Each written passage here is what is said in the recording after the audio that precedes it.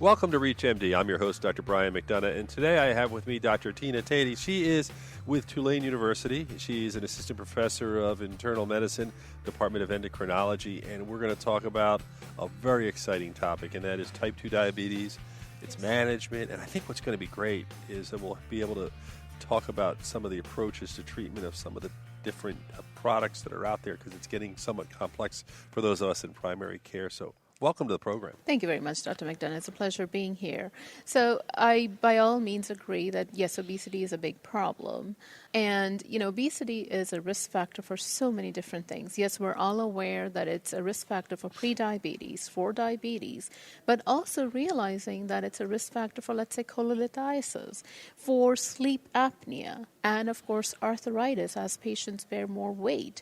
And also, there's epidemiological data and studies have shown that obesity by itself, even without going into prediabetes or diabetes, is a risk factor for chronic kidney disease. So most definitely, obesity has several implications that I think we need to be aware of.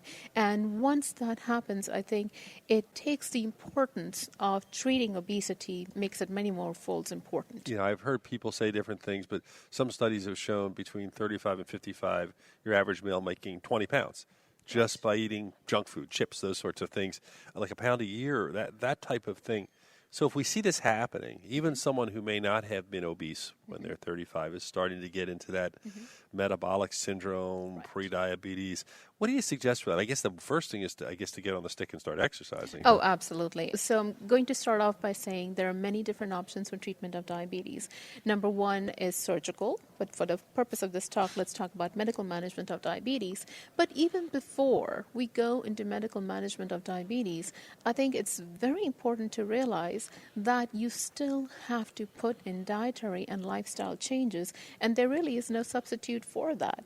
Even when you have medications on board, if I give somebody pharmacotherapy for type 2 diabetes, as you take the patient off of that medication, unless someone has not put in the lifestyle changes and the dietary changes that they need to, they do stand at risk for regaining the weight. Now, that may or may not happen. Even behavioral factors need to be addressed. So all in all, the lifestyle change that a patient needs to make certainly does need to be put into place when the patients are started. Now, with medications, there are several agents that are there. There are agents that are sympathomimetic drugs like phentermine that has been around a long time. But phentermine by itself is approved for only short-term use for weight loss. Now, it can cause side effects such as palpitations, tremors, and certainly is to be avoided in people who have high blood pressure or people who do experience these side effects. Then there are other class of drugs called serotonin 2C receptor agonist. And what serotonin does is it modulates food intake and helps you lose weight. And losartan is one of the drugs in that category that is approved for long-term use. The other drug that is approved is a combination of topiramate and phentermine. So phentermine in combination with topiramate. Topiramate, being an anticonvulsant, has been known to cause weight loss, and the combination is approved. There are many different doses, but you have to see which agent fits best for which patient. There are agents that prevent fat absorption, such as lipase inhibitor, the orlistat, which has been on the market and in fact has one of the largest study, which is 4 years worth of data. And we now also have injectable drugs such as Saxenda, which is liraglutide, which is a GLP receptor agonist, and that is now approved in the dose of 3 milligrams per day for management of obesity. You know what's interesting, when you look at these medications, I guess with the exception of orlistat, which probably was the late 90s, most of these medications and treatments for obesity probably were like the last 4 or 5 years. So if you're kind of not keeping up, or you're just reading and keeping up with general medicine, you might not be aware that some of those things are there. You might just be back in the old phentermine days. Absolutely. And I can't tell you how many people come in wanting to just get phentermine. And I should also make a comment about the medication bupropion and naltrexone combination that is now approved for also, again, for long-term management of obesity. So yes, there are several drugs, and by all means, we even have patients coming in asking in just for phentermine. So, yes. I think what's interesting, too, when you look at the BMI, Yes. There's a lot of information out there. Like, you're not waiting until a BMI of 30. You're saying at 27, you might get a little more aggressive thinking of medications and things. Yes. So management of obesity is approved, of course, for, BMI of more than 30 is obesity. But if you have complications and have a BMI of even greater than 27, those are also grounds to treat somebody and make sure that they don't further progress. So yes, BMI more than 27 with complications also an indication. And yes, that swings it back into the whole idea of type 2 diabetes. I think what they're getting at here is, okay, let's begin treatment earlier on this progression rather than wait for insulin sensitivity to be reduced and the receptors go bad or whatever the reason. You go at it after it quickly. Absolutely. You've said it in exactly those terms, that you don't want progression. It's a matter of, if someone has complications at a lower BMI, why would somebody necessarily, we as a medical community, want them to get to a higher BMI and then have further complications? And, this all, again, hones in on the idea of being proactive rather than reactive. So, and halting the progression, slowing the progression, making sure that we treat at the very get-go rather than the end of the cascade is what's behind this aggressive management. So if you start with something, I think most of us will start with, I'll stay generic, I guess glucophage, you would stay with there and begin that as an initial treatment in most cases. I say most family docs, primary care docs would start in that direction, right? Metformin is certainly a drug that is an insulin sensitizer and can help you lose weight. A fine example is, even though not approved for management of PCOS, it is quite often given to women with PCOS to address insulin sensitivity, and they find it much easier to lose weight. So metformin is a drug, and that's a very fine point to jump into the other track, that is, when you're using drugs for diabetes, let's say somebody has a BMI of greater than 30 or has a BMI of 28, which is greater than 27, and then, of course, they have these complications, and you would like to address even the weight component in that patient.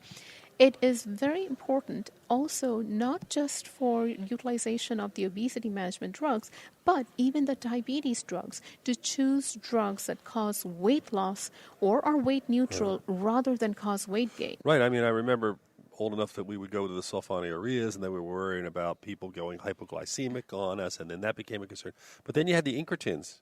Correct. GLP-1 and the DPP-4 inhibitors. You have those two, which kind of work on that same pathway.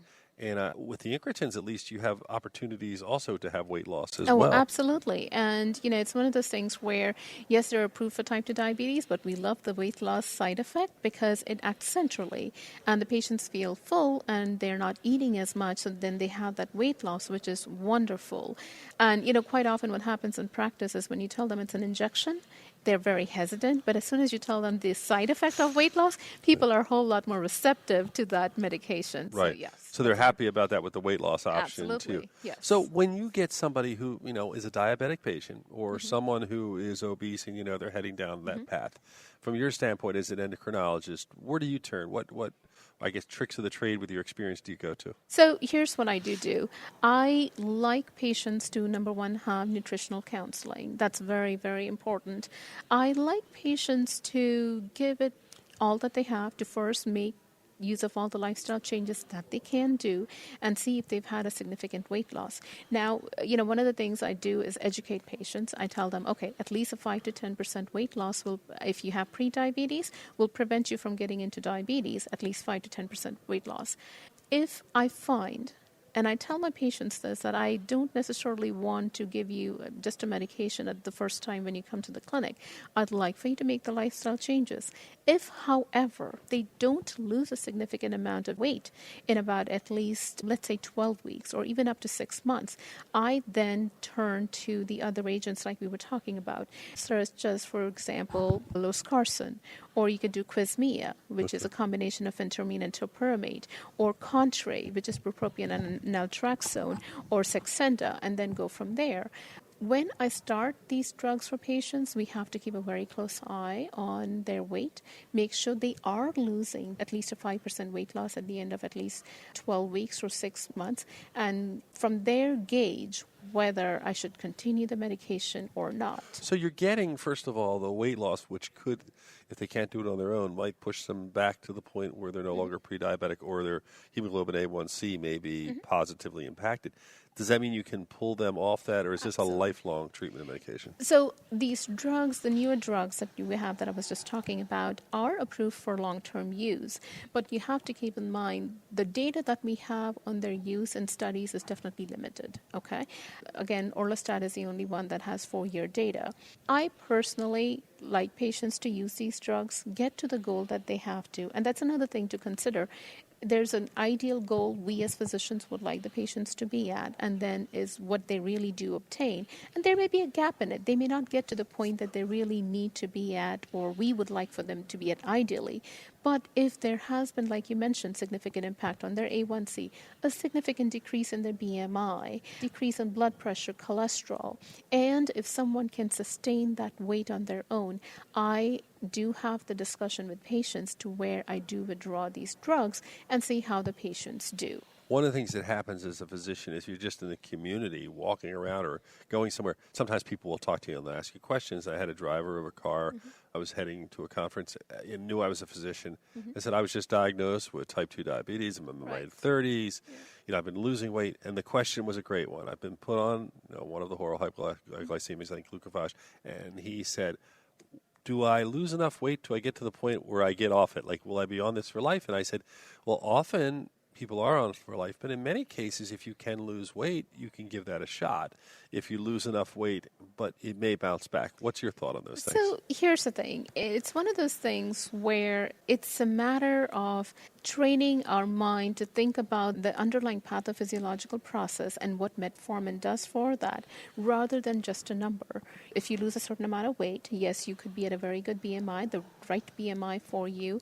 Yes, you could have a decrease in your A1C, by all means. But a drug such as metformin, which does not cause hypoglycemia, and it gives you insulin sensitization, even if you continue the drug, you're helping your body by improving insulin sensitivity.